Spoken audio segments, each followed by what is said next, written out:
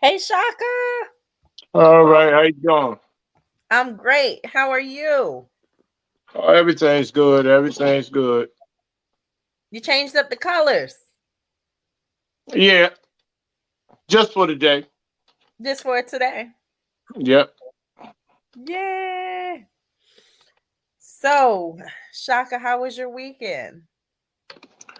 Um, it was okay. I mean, still here, so I really don't have no complaints. Got it. So tonight we were discussing talking about all of these police brutality cases going on all over the US as well as just mass incarceration reform, period. Okay. I think that was our Um, topic for last week, but I got sick. I think I had the flu, and so it did not work for me to be on camera last week. right, right. That's understood. That's understood. So, let's go ahead and get started. Let's get started. You know, so one of the things, I'm at Morehouse School of Medicine getting a master's degree in master's in administrative justice involved care. So with reading the books and watching the videos, certain things I've been seeing, like I didn't realize that the jails and prisons and institutions, like who determines that you get health care is it ends up being the sheriff or the wardens. And I didn't realize that almost 50% of people, sometimes numbers as high as 50%, end up dying or having problems based off of um, justice involved situations where if they weren't in jail or incarcerated, it could be avoided. And I didn't Well, realize that the go ahead. numbers were Excuse me. okay. I was saying that I didn't realize the numbers were like 1 out of 9 black males have been incarcerated or will be incarcerated as compared to like 1 out of 110 white males. Like the numbers are ridiculous. Like I knew they were ridiculous, but it's another thing to read about them, to see citations, reports, to know that people have been studying this for 20 years and the numbers are still what they are. And mass incarceration ain't nothing but modern day slavery.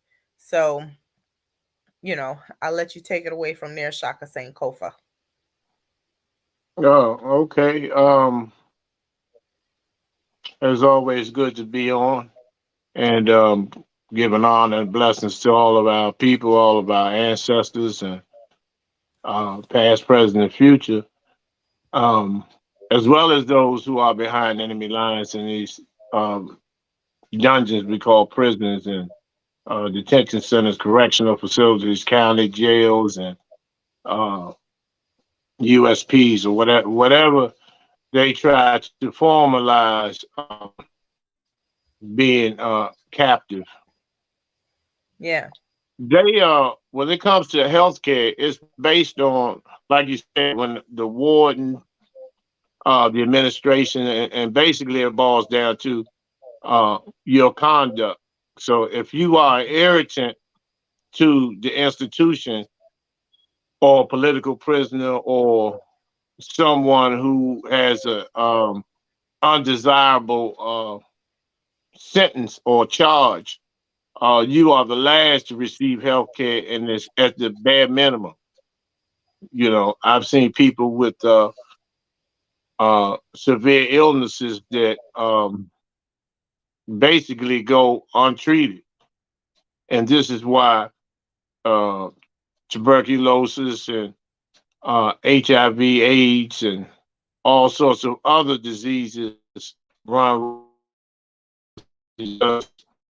the infirmaries are uh, deplorable.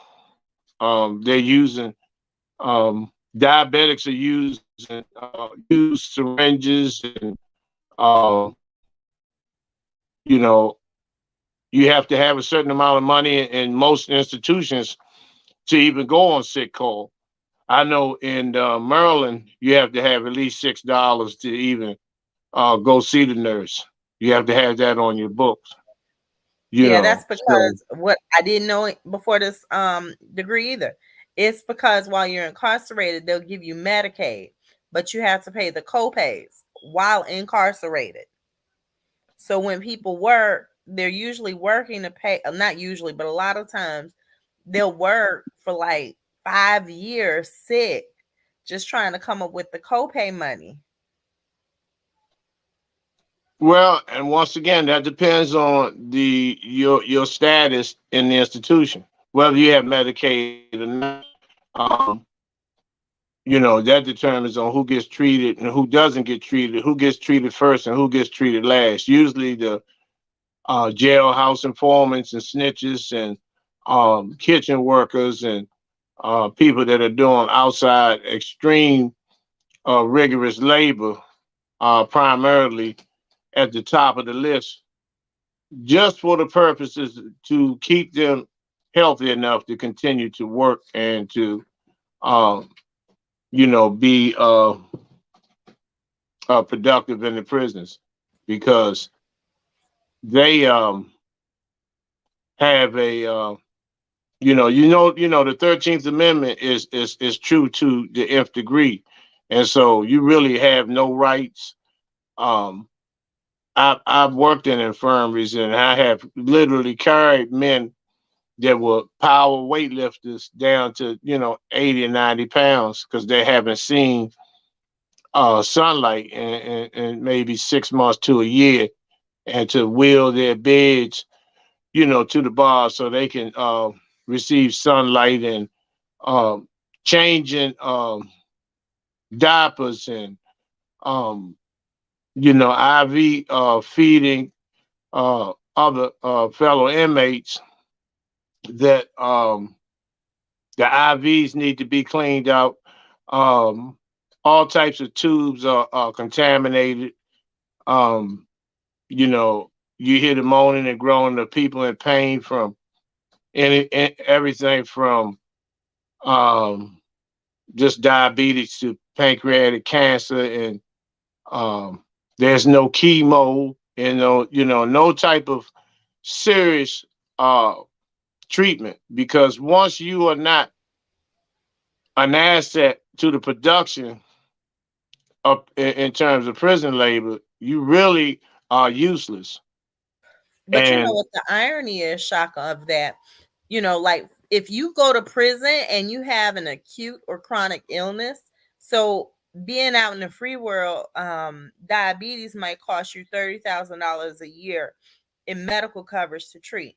The prisons and jails have a line item budget, usually for like 100,000 or more, to be able to treat you and care for you.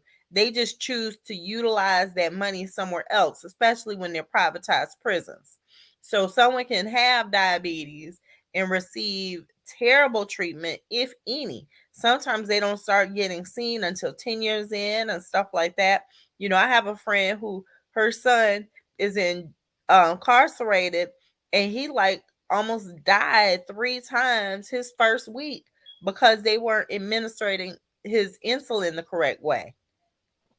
So how do you expect, if you go to jail, the sheriff, the same sheriff who may have advocated for you to be arrested and charged and everything else to the DA, how do you expect them to be the one to decide on what kind of medical care you get? And if you're in prison, you got to deal with the COs and the warden and people like that when we know that there's police corruption.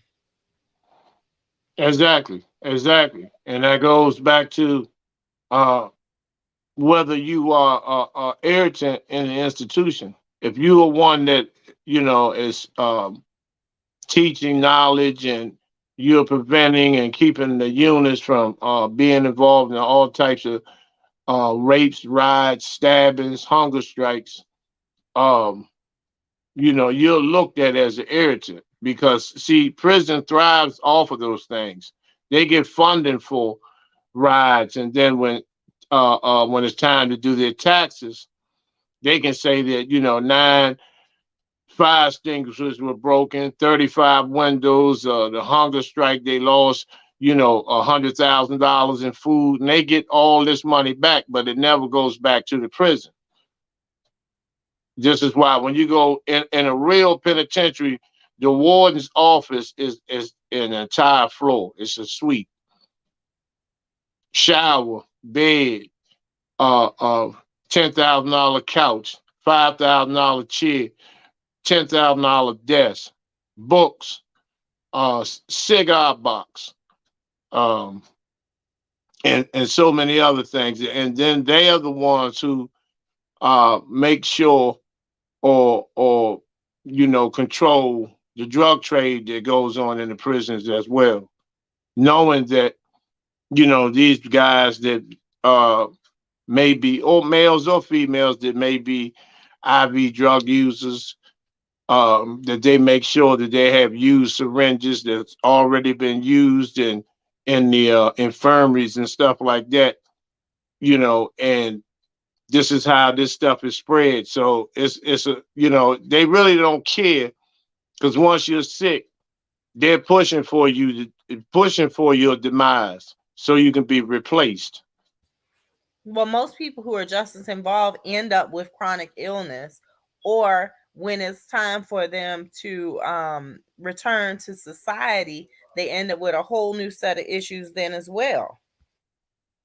Exactly, exactly. So I've seen a lot of brothers come home uh, extremely ill, extremely plagued with so many different illnesses, from being in those prisons, and people forget that the for people like us, black people, the steel and concrete, that sucks all the calcium out your bones, and this is why you see a lot of people that have been in for a while. You may see them come home much smaller than you anticipated because of the calcium depletion that steel and that concrete, and it also calcifies the pineal gland. This is why they keep black people away from water.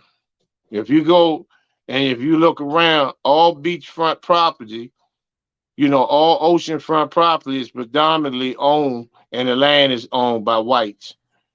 Because if when we all go to the beach, when we all go to the pools and stuff, our people have a wonderful time in the water swimming, because it concentrates the pineal gland and it makes us think, with the sun beaming on us and we're in ocean water, it really rejuvenates the spirit, the pineal gland, and the energy level. This is where sea moss comes from, So if you take people away from there and you put them in an environment where there's constant buses, cars, smog, subways, construction going on, uh, as well as being in all this concrete and steel 24/7. That's it's a melanin. It's also a pineal gland depletion, which creates um, turmoil within ourselves.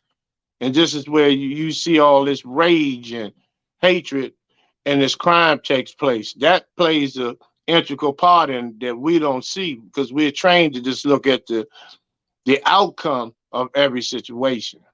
So, and it starts in prison, and then a lot of our brothers and sisters take that same mindset into the prison, and then it's enhanced in that particular environment.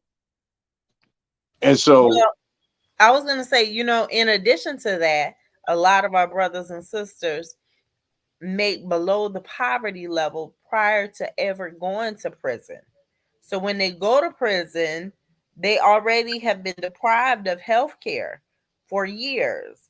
And to return to the conversation as well, how do we expect these police officers? I'm not saying all police officers are bad, and I'm not excluding the ones who are.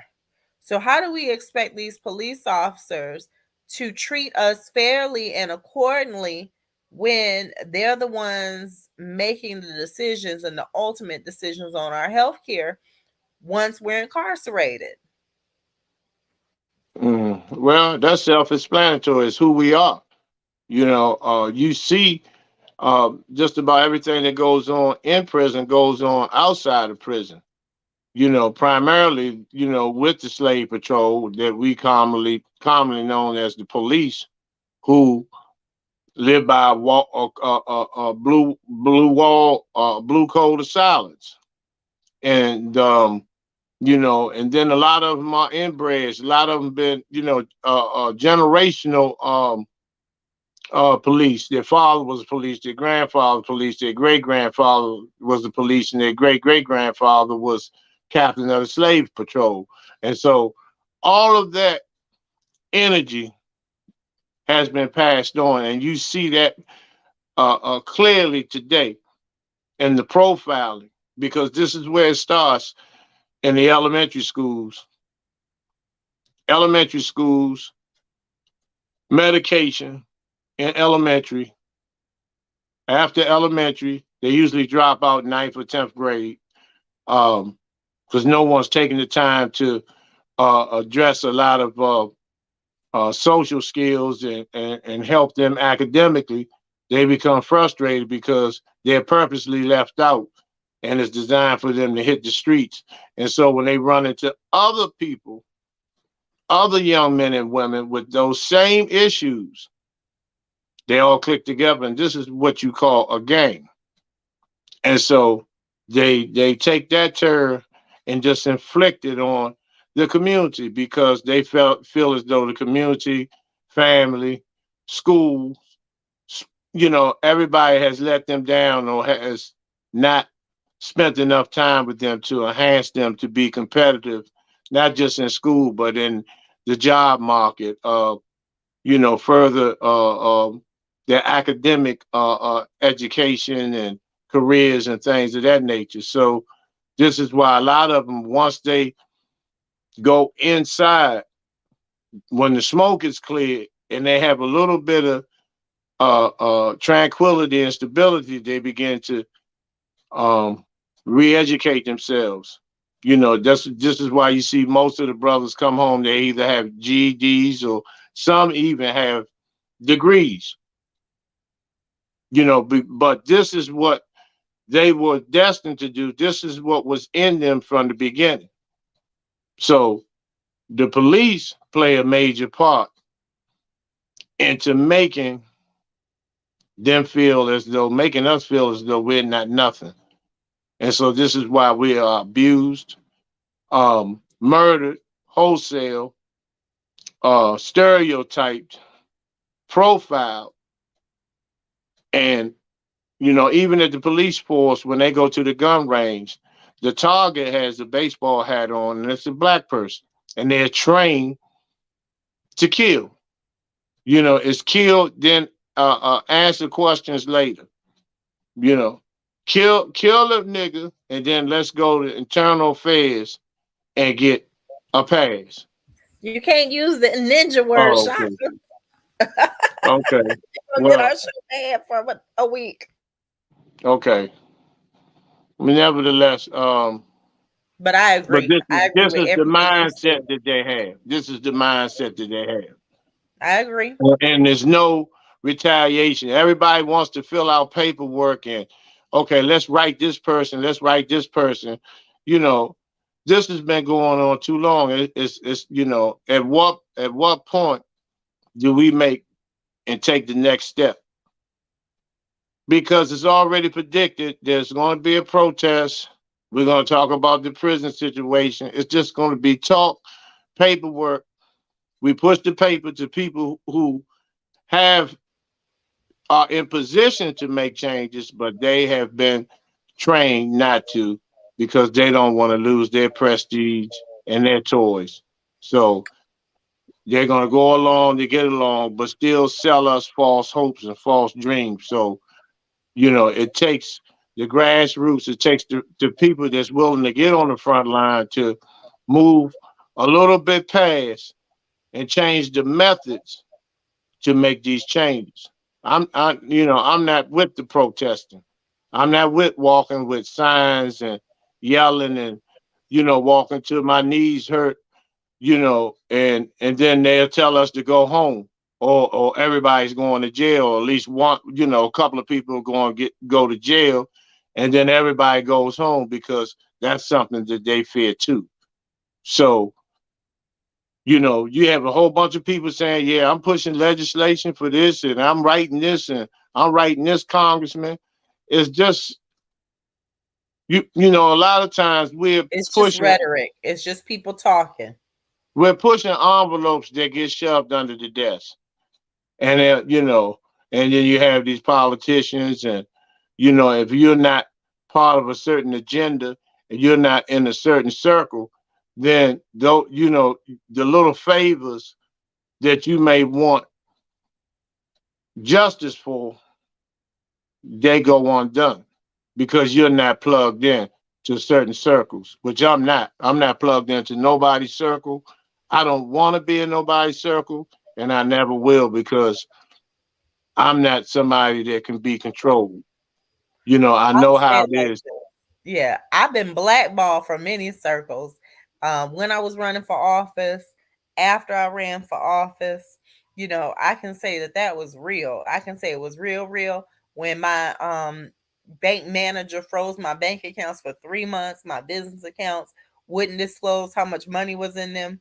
Didn't know how much money I had in them. Didn't know how much, but I just knew I didn't have access to them for almost 90 days, because I paid a personal Discover bill through my business bank account. So, you know, I I know that my apartments, I was living in an apartment running for city council, and the election was November 2nd. They weren't going to renew my lease past October 31st. So little things like that is what they do. And then when I went and actually went and got like rental assistance because I couldn't pay any bills, I couldn't access any money, then they used that against me when I was running for office. Like, oh, do we want someone in office who needs assistance with paying an electric bill? Hell yeah, that bill was like $400. I ain't had the money because I needed the money I had for the campaign. People miss that conversation. People get so caught up in their world of what they think it should look like, could look like, and they forget we are human beings out here. And when you're trying to make a difference in the judicial system, it ain't just the white man, it's also brown and black people. It's people who look just like us who are the main ones blackballing me. It's people who look just like us who know where my children are who refuse to have a conversation about it. It's people who look just like us who understand how they torture us in jails and prisons, but because they make money off of it in kickbacks, they'll allow it to continue. They won't report it, they won't do anything. They won't investigate it because they're profiting. There are people who look just like us who are profit pimps. They're worse than the preachers in the pulpits. They're profit pimps and politicians. Period. Correct. I agree with you 100%. And you have those who look like you and I who are have made agreements and have made pacts with the opposition and the wall of evil to ensure that the masses of our people remain in oppressive, deplorable, povertized situations. And so it's whoever's good at verbalizing really is just conning people and selling them false dreams and false hopes to um, give them the impression that things are going to change, and things will never change until some more, I'm not going to say drastic, some more measures are taken. My methods have changed over the years, because everybody can talk. Everybody has this good mouthpiece. Everybody has all this dialogue. Everybody have all these degrees, and they plugged into this person and plugged into that person. But we are not plugged in. Period.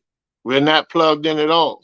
There's still sex trafficking, child trafficking, uh, massive fentanyl deaths and drug overdoses, and foster care babies are being taken advantage in every way, and Juvenile crime is at an all-time high.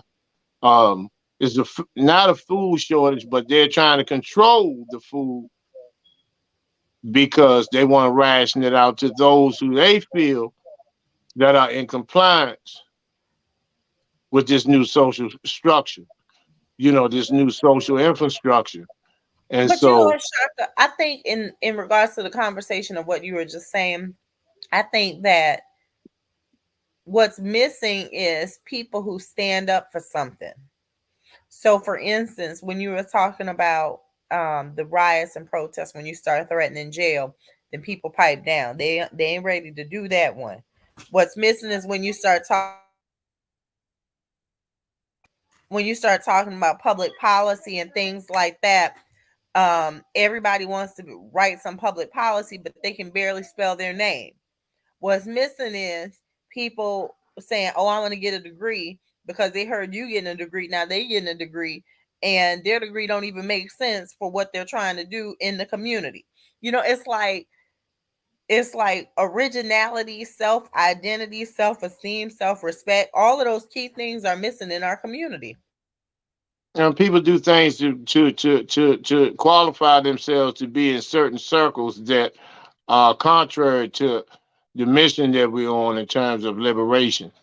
Yeah, And so, once again, the good talking preacher, that even though he's hustling, he can still talk his way into getting another, $40 out you on Sunday. yeah, It's the same way now. And we're the only people that our so-called leaders are handpicked by the opposition and given to us to lead us. yeah, You have entertainers and rappers and these all types of actors and actresses and sports athletes who are being given to us as leaders and representatives of our struggle, in which none of them have a struggle.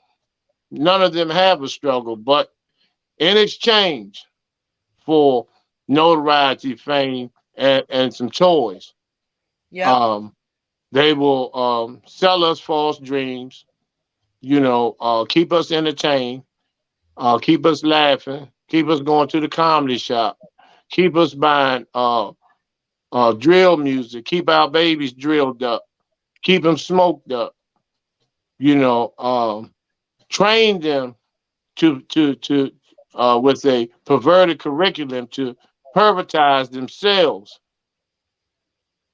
as a form of population control as well, and to turn them, against their parents and turn them against everyone that is a reflection of them. And yeah, so, and this is the result. Just like, for instance, if you were to go into a school auditorium and what they call it is an assembly, and you're the spokesperson there, and they'll say who you are and what you represent. Uh, Most of the students wouldn't pay you no mind, but if they have somebody that's an athlete who's laid up with more women than Elvis Presley and can snort, a whole mountain of coke, then because he's on TV dunking the basketball over a minivan, then he is the hero. right, He is the hero, or she is the hero. Someone who's bleached his skin and have self hatred. Have someone from another culture stand side by side as a spouse. You know, and our young girls and you know teaching them not to be real women. You hear rap music with females talking about they don't cook or clean. I'm gonna show you how I got this ring, and you know, um, that type of garbage. That contaminates the mind of these young girls. I mean, and now you have this rash of these these mama boy dudes, you know, taking the lives of their babies' mothers and all of this type of stuff, um, because lack of leadership and guidance. You can ask any child, 90% of the children, you can ask them, and they can see their mother and father crawling in 16 hours a day at work, barely able to fix dinner, barely able to, just barely making it, but they'll ask them who is their hero. They won't say the man or woman that's providing food, shelter, and clothing and doing any and everything to provide a decent life for the child. They would say somebody on TV that they will never know, that doesn't care anything about them, and they will, and this primarily goes to the so-called grown males, who they can tell you every name of every team and how many championships the NFL won this team and how many touchdowns Tom Brady threw. But if you ask them, you know, how many bills did Adam Clayton Powell get passed? If you ask them what's their great great grandmother's name, it will sound like a foreign language to them. And then they wonder why the children, their thought process in their minds are warped. And this is what leads to prison. Because you got thousands and hundreds of thousands of babies that are never coming home as we speak. They're never coming home. They've been lied to by a public pretender that they can get the life sentence back in 10 years. They'll be back in court, knowing they're not never coming back home, knowing that they may end up losing their life in prison or be violated and then become a predator and develop a savage mindset. So, this is, I'm trying to be politically correct. And this is why, when I go live, I go in because, certain languages is for certain arenas, certain dialogue and certain diction is for certain arenas. So I'm trying to, give the sanitized version of our struggle and of our pain and of our suffering that we endure on a daily and consistent basis. And we have to stop trying to um, wear success and look successful. Who's the best dressed slave? Picking cotton. You got a Louis Vuitton shirt in the cotton field picking cotton. So you're better than the rest of the people that are picking cotton, but you're still picking cotton. Amen. Amen. And Shaka, what you were saying about hold on, I'm trying to get the exact language. You were just before talking about picking cotton. Um, I done lost the language. I had something to comment on. Just take a Lost. minute. Take a minute. You got time. You have time. You were saying that basically that there's a lack of role models. I could change it up, and to sum it up, there's a lack of role models. There's models of what we quote unquote aspire to be, and half of that is through assimilation. Because for us to get to a certain level, it's no different than when someone calls you for a job interview. Hi, my name is Shantae. Like you want to change up and everything else instead of my name is Shantae. You know what I mean? Like all of that goes out the window. Hello, my name is Shantae Louise McLaughlin. See Louise, like everything goes out the window because everybody's trying to assimilate instead of being who they are.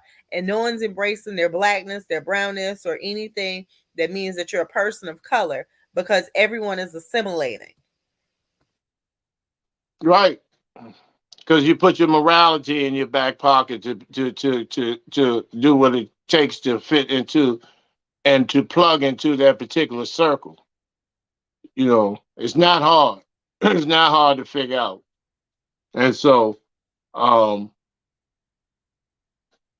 you're more respected when you're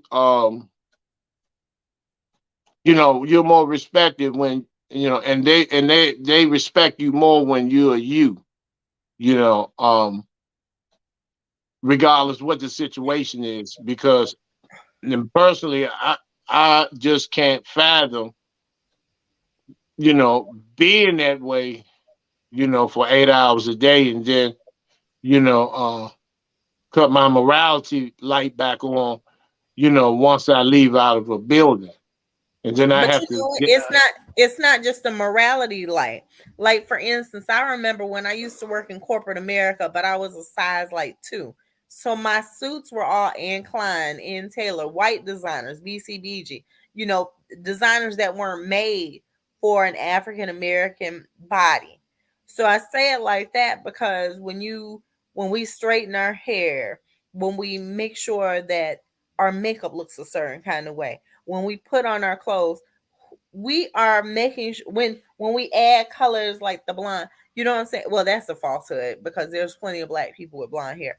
But when we assimilate, when we need these long, straight, silky Hawaiian silky weaves that come to our ankle, when we do all of these things, we're assimilating. We're saying there's something wrong with who I am. There's something wrong with the color of my skin. There's something wrong with the way that I'm built.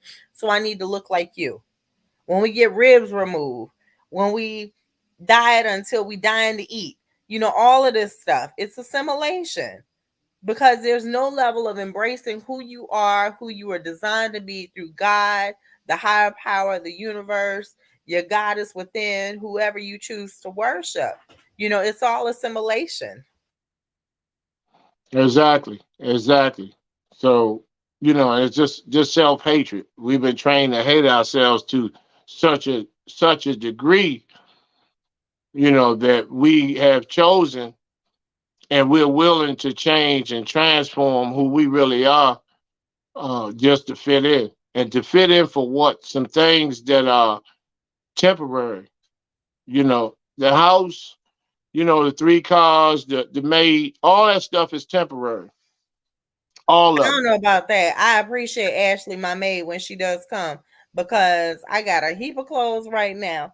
With being in school, managing kids, managing work, managing a job, managing a company. Like sometimes needing that maid to come in a couple of hours gives me time to go to sleep, which is important. And that ain't so that it sounds good. That's because it becomes a necessity because it's 24 hours in a day. And when you are trying um, to reproduce yourself or clone yourself, sometimes something as simple as having someone help out for 4 hours out the month really does do some justice for you because that's 4 hours of sleep that I'm getting that I normally can't get. She do Okay. more in 4 hours. She can accomplish in 4 hours what might take me a week to do. Okay. And it might cost me about $100 for Yeah, that but 4 hours. at some point you're gonna have to do it No, because man. not No, man, because I've done it. I've done it. And it's like, it's no different than you get to a certain point, you got to hire an assistant to help you with your emails or to help you with this.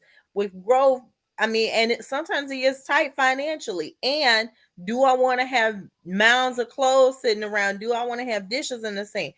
Do I want to have Tupperware with no lids on them throughout the cabinets? Do I want to have uh um food that's spilled? Because I got teenagers and a 5-year-old, they spill stuff in the fridge all the time. And even if they wipe it up, it ain't the same as someone going in there with the cleaning products and doing what they're supposed to do. So I'm saying all of this to say one other part is sometimes we got to allow people to do what they do well. And if that's something that she does well, it's gonna cost me $100. Guess what? That might be me not going out to dinner one time out the month. That might be leaving those shoes in the store. That might be passing on getting their hair done. It's like we can afford whatever we want to afford. And if I choose to have a clean house instead of me doing it when it can be done, to bring in someone to employ someone. It's no difference than if I was hiring a, like my accountant, my black accountant told me that the amount of money that I spend in food, I really should hire someone, put them on payroll to do meal preps, because with all of the incentives for hiring people and for growing your business, it will make me more money to hire someone, a chef, and have her on payroll.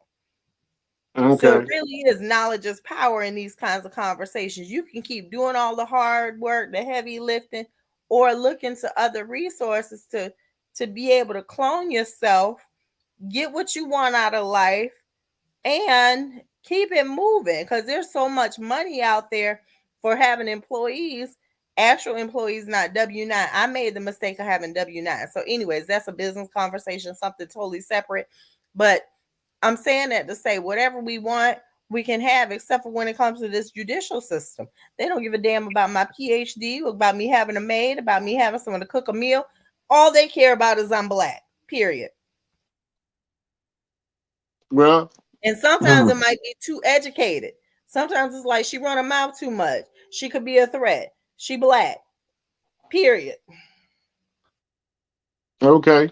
Well, welcome to life, because that's what it consists of.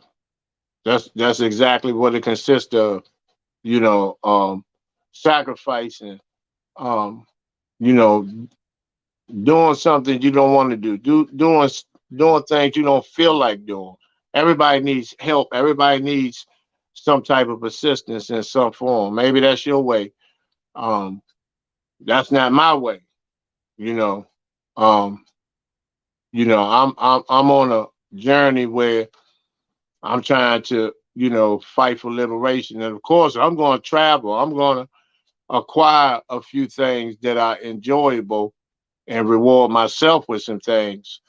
But at the same time, I'm not gonna get off of my mission, because each day for me is painstaking, but I'm here to feel pain, because a lot of us, great people, great people that have put in 100 times more work than I have, that have set the pattern and the trend and the legacy for me personally to follow. And so I understand this mission, and I know that I have to be self-supporting, self-sufficient. You know, sometimes we have to wear different hats. We have to do so many different things and be so versatile. That's what makes us warriors. That's what makes us real men. That's what makes us real women. When we're able and we're willing to go that extra mile, no matter how painful it may be, no matter how tiresome it may be, getting up, doing the work that I do, even when I get off, truck is loaded with food. I still got to feed people. I still got to do drug referrals to our people who are sicker and sicker each day out here. And I'm talking about we just had two fentanyl deaths from some people that I know.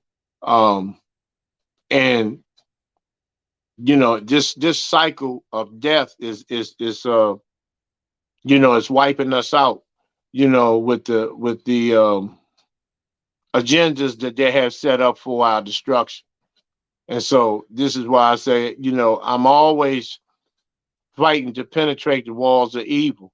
But once again, going back to what you said, the biggest fight is the people that look like us, that are the gatekeepers and guarders of those who pass the laws of tyranny, imperialism, oppression, depression.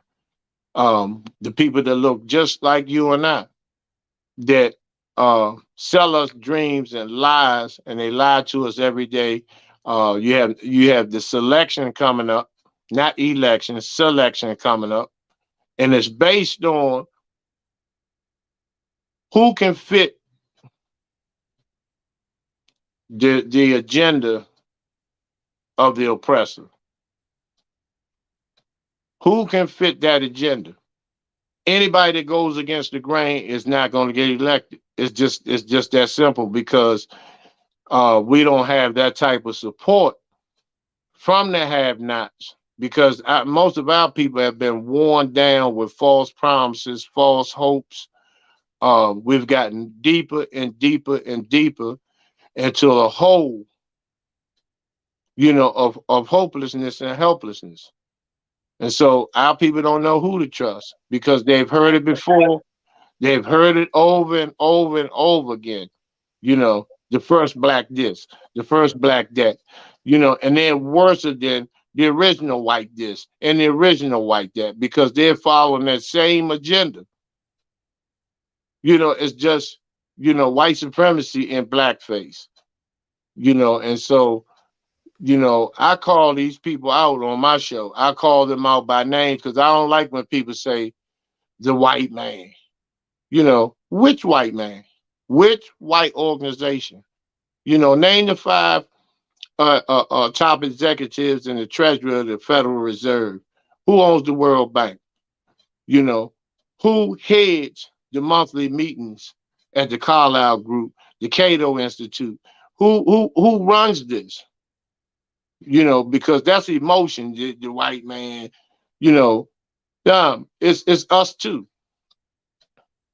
It's the front linemen, men and women, especially in Atlanta, the front linemen that sell all these hopes and dreams that it's going to change is coming this time. Change is coming. Yay. Yay. Vote for her, And then 6 months later, mass incarceration is skyrocketing. It's the same thing 6 months The later same exact thing.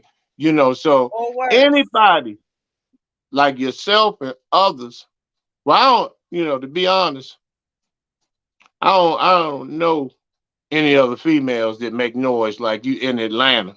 I know some up here and in Baltimore and other areas, but Atlanta, and I'm not gonna go into that anyway. But that makes the type of noise that needs to that's rattling the cages. We have to rattle the cages. You know, now when legislation doesn't work, what are we gonna do? We're gonna write over again? Get somebody else to write it again? Things have to be taken a little more seriously. We got to rally up the have-nots, the people that don't have nothing to lose. Let's get them up, get them standing upright again.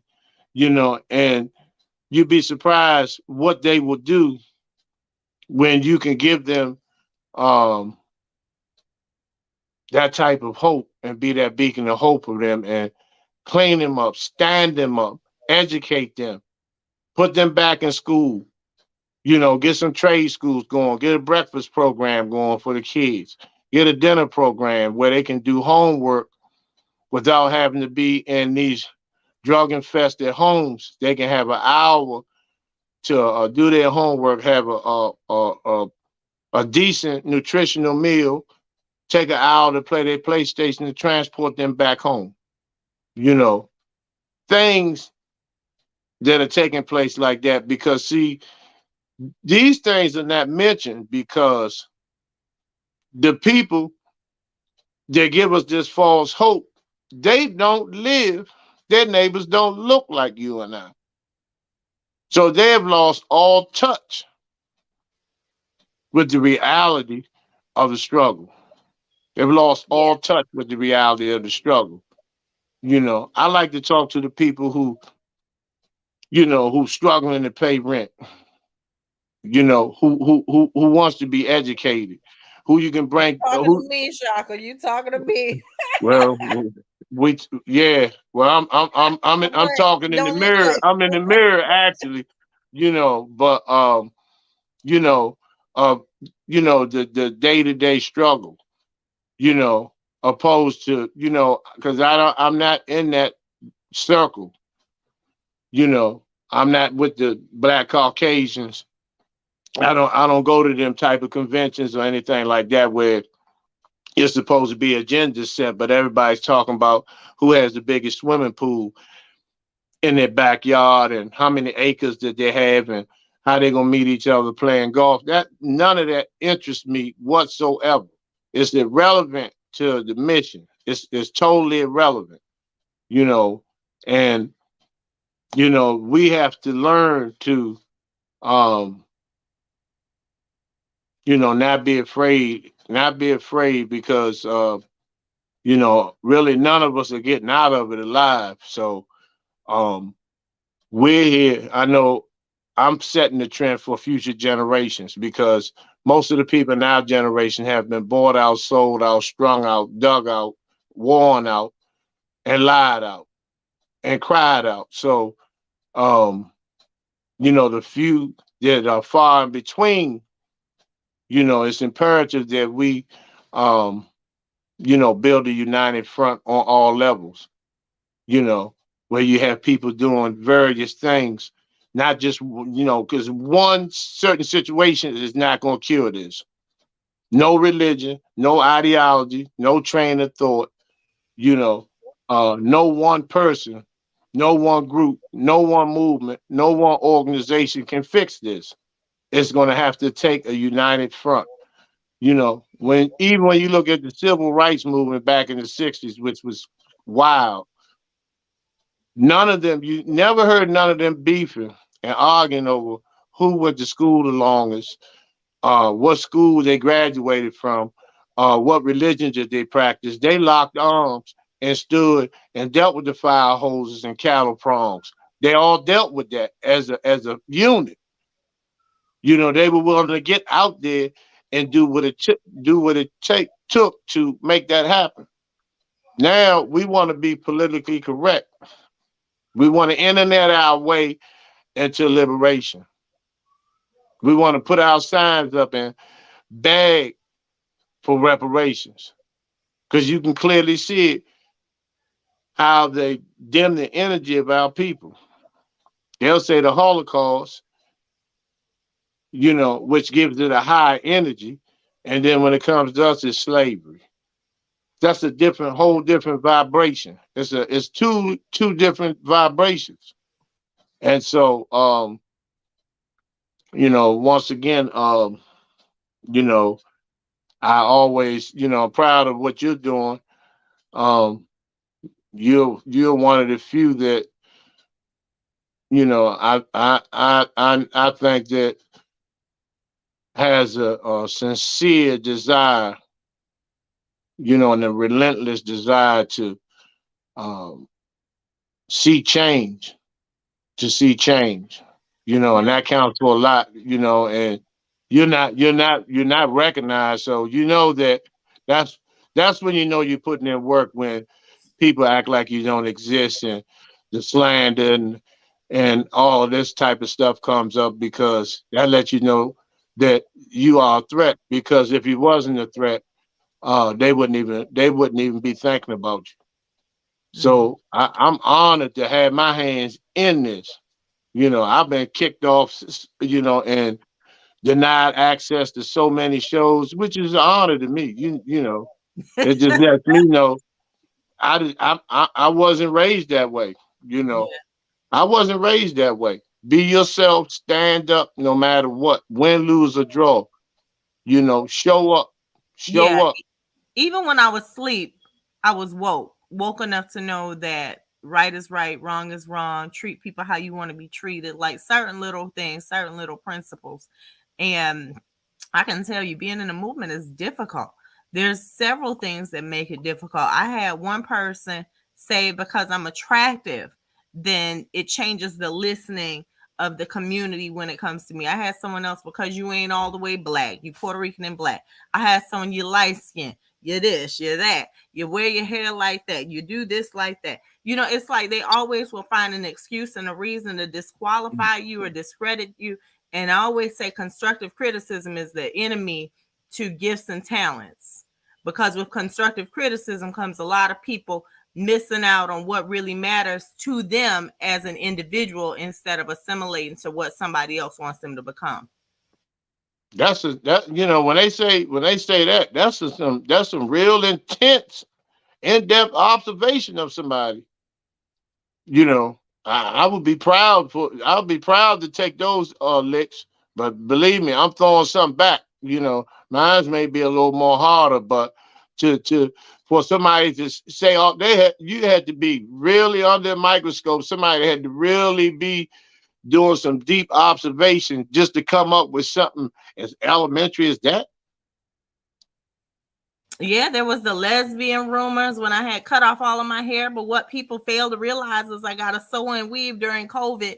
And when I took it out, my hair fell out.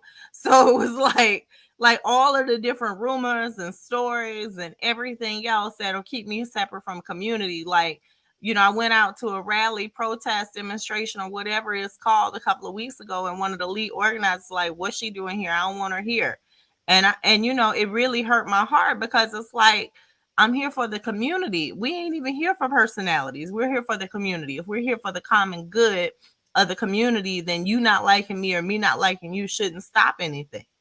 And so it's like when I get those kinds of responses, or it's like it just becomes so much. Like one person don't like somebody else, so they don't lied and said this person said this about you, and they'd have made up chats and text messages, and now I'm mad at the person, and I had to go and say, you know, as a woman, I should have asked you, did you say XYZ about me?